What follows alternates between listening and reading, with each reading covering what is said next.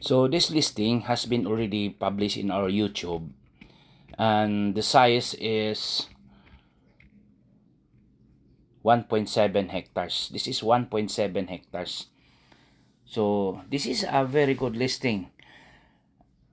Located in Barangay El Progreso, Carmen, Bohol. So this is an interior property, no? It's located at the mountain area, no?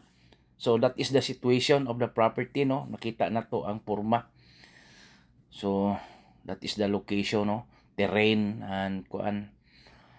So kung magabi ni guys, so that is the location, no? Ato nang gidrone, no? Gidrone na sa akong amigo sad.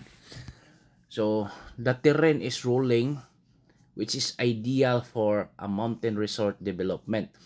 It is along provincial road or highway connecting to Danau Bohol. So mo connect na nga to sa Danau Bohol. Then there are mountain resorts po along the way, no? Mo na guys nga nindot yun ni kaayo yun, as in, so barato ra ni kaayo. It's 2.5 million pesos. So very affordable. So mo na guys, so transportation na ay mga public transportation mo agi diri, pero dili always, no, not always on schedule that transportation.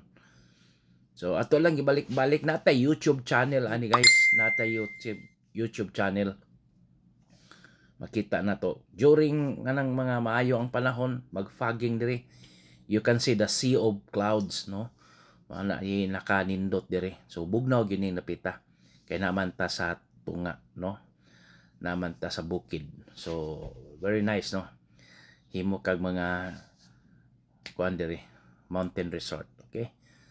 Just contact me at 0917-1133-711. So mao gini ang sistema. Wala siya matunga ra gyud totally, no? Na Google Map. Okay, thank you.